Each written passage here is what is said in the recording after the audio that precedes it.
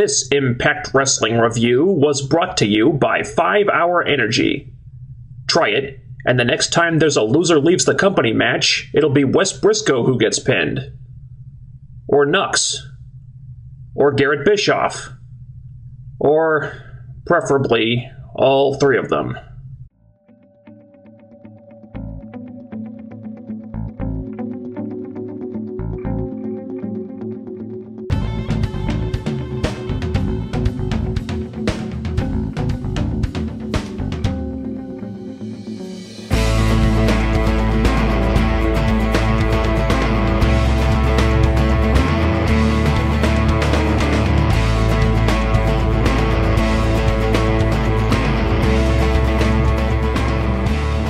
Something that became a really big staple of the Pritchard regime was long-term storytelling. Now, done correctly, this can be a great thing, taking the time to really plan something out, and in theory, it makes the payoff that much more worth it when you get there. In theory. One of the drawbacks, though, is that it really hinders improvisation. So, if you're like 12 months into a big storyline, and suddenly you realize, oh shit, the storyline sucks, there's only so much you can do. You're kind of stuck at that point, and you just have to see it through to the end. Reference the Aces and Ace. Now, about a year ago, TNA deviated from this. They wisely called an audible, changed what was obviously the original plan, and put the world title on Austin Aries. And that was great. In hindsight, it was something I really wish we'd seen a lot more of for the last year. Which brings us to the Pussies in Leather. A faction that TNA has been hell-bent on ramming up our ass since the Slammiversary 2012 Fallout show, with embarrassing results. Any wrestling fan with half a brain could have told you that this faction was going to flatline once they saw the full lineup. Nobodies, jobbers, career mid-carders, an irritating as fuck loudmouth color commentator, and 1 or 2 real stars holding the whole thing together does not an effective heel faction make. Quite frankly, outside of Bully Ray, this group has been one giant waste of time. But don't boo me. You should be booing yourselves. They should have pulled the plug on this thing a long time ago, but they were just so committed to telling this long-term story that they never got it through their heads that the story just wasn't worth telling anymore. Now, on the other side of that coin, we have AJ Styles. Another long-term story the writers had invested a hell of a lot of time into. The Claire Lynch thing, the feud with Bad Influence, being shut out of the world title picture for a year, his descent into anger and depression, coming back as this darker, more pissed-off character. In contrast to the Pussies in Leather stuff, this was actually really well done. At least until they started trying to turn AJ Styles into Raven 2.0. Unfortunately, for whatever reason, it just wasn't resonating with the casual fans. AJ wasn't getting the same reactions that he used to. The gimmick simply wasn't working out, and in recent weeks, I'd been calling for TNA to pull the plug on it. And that's why I was very happy to see AJ back to being himself in the main event this week. And he'd been breaking out some of his old moves lately, so this was probably already in the works. But with Angle and rehab, I guess they had to accelerate things. And yes, the sudden change did come out of left field. Yes, it was jarring, but this needed to happen. AJ needed to go back to being AJ, and better he do it now than after the fans had gotten completely fed up waiting for it. Devon ends up getting pinned, so he's gone from TNA forever. Air quotes. I was hoping Nux or Wes Briscoe would eat that one, but Devon's rumored to be taking a backstage role, so this wasn't surprising. And the time really had come for him to get phased out as an on-air talent anyway, so no complaints from me. So with AJ pinning him, AJ Styles versus Bully Ray for the title of Bound for Glory is a pretty safe bet if it wasn't already. If AJ is still with the company come October, but I'll talk about that at another time. And this wasn't the greatest 10-man tag match we've ever seen. Most of the members of the heel team have absolutely no business being in a main event match ever. But the reveal of AJ was pretty cool, starting out with the dark, moody music and then his old theme song kicking in. Would have been better if he cut his hair too, but this was well done, all things considered. And Rampage even got a moment here, when he was in the ring alone and he was taking out the heels one by one. That was really cool, and the crowd reacted great to it too. Having said that, I am disappointed that the Chris Sabin plot thread was just ignored. There was no explanation for why the main event Mafia didn't just go to him in the first place to take the empty spot in the match, and frankly, that didn't make any sense. Just give us one line explaining why Saban's not an option. He's out of it. He's injured from last week. I'd accept that, but don't just ignore it. Come on. Congratulations, you just renewed your idiot license. Something else that wasn't addressed. The main event Mafia were down a man in the 10-man tag match right up until bell time. And for some reason, they were concerned about this.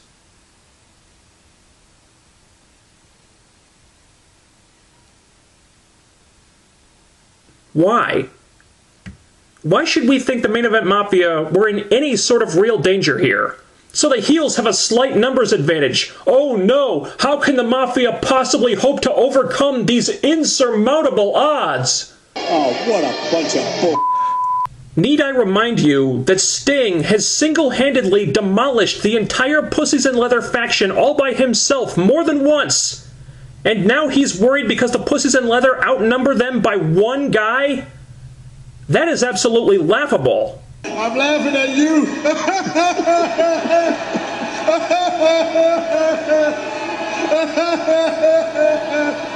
Reality check, Stinger. You're facing a team that has Garrett Bischoff, Nux, and Wes fucking Briscoe. Even with a one-man handicap, the main event Mafia could win this match in their sleep. And I love that Magnus basically said as much. Him being like, no, we don't need a fifth man. Fuck that noise. We've got this. I just threw up my hands and said, Magnus is right! He's right! These losers are no threat to you.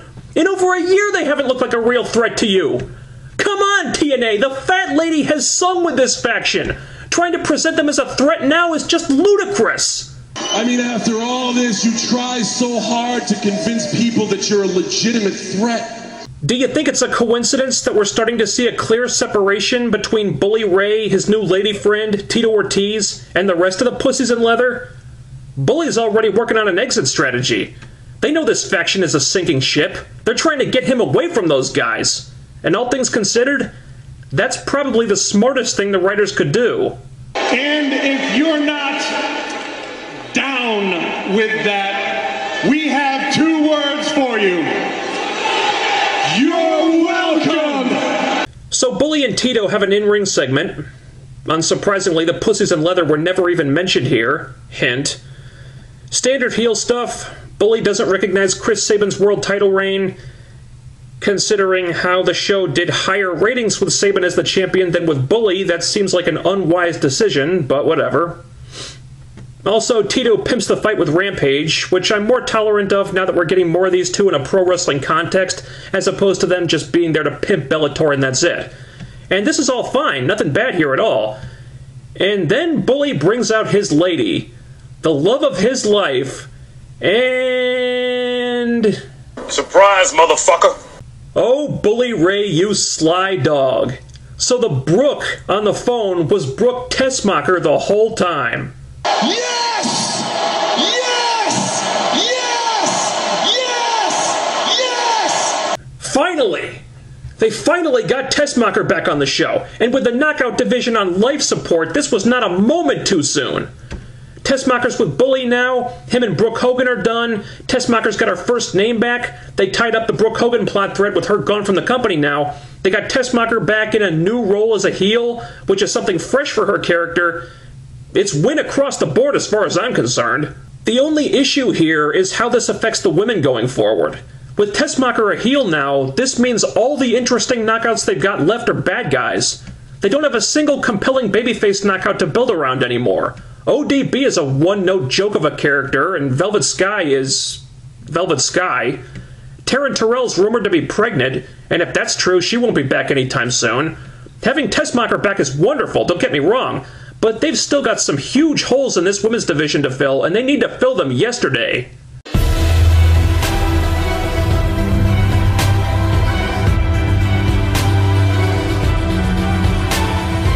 Gail Kim and ODB had another match.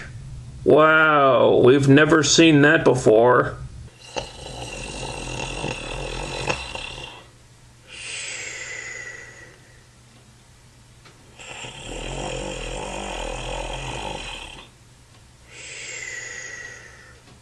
I couldn't have cared less about this. I spent the whole match thinking that I'd much rather be watching whatever Tessmacher was doing backstage. Sign some new knockouts for the love of God! Yes! I was very disappointed to hear that Hogan would be back on Impact soon. I have not missed him these past few weeks, because in his absence, we get opening segments like this one. The Extraordinary Gentlemen's Organization get the spotlight, and anything that gets this faction more attention is fine with me. 3 guys who can wrestle, who can talk, who are entertaining. Hell, they've already got the Pussies in Leather beat right there. So they want Austin Aries in their group. And as cool as that would be, and it would be incredibly cool, I was against it.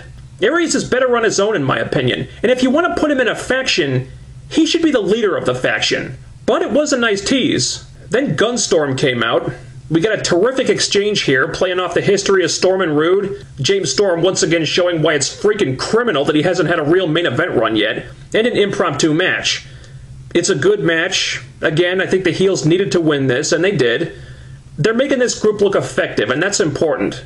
Also important that we establish some kind of legit competition for Gunstorm, because Lord knows a feud with the Bromance is not going to go anywhere. And we come back to this later on. We got Daniels in the no DQ BFG Series 4-way that was left over from last week. Another nice tease from Aries, making it look like he's going to join them, but then the swerve and he cost Daniels the match instead. And this is the vehicle to turn Aries full-blown babyface, or at least as close to that as Aries ever gets. And the promo he cut on these guys post-match, that promo proved exactly why the greatest man that ever lived is better on his own. So this was all really good stuff.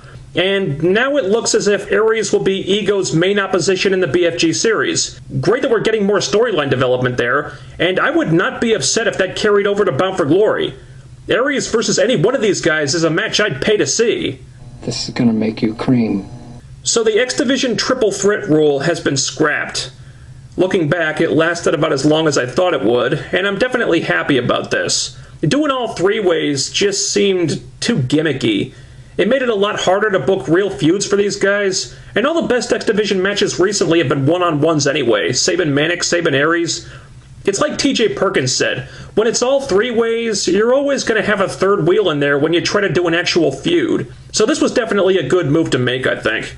We're back to one-on-ones now. We got Manic versus Sanjay Dutt. Just an enhancement match for Manic, really, but it was great stuff for the time they gave it. I wanted more of this.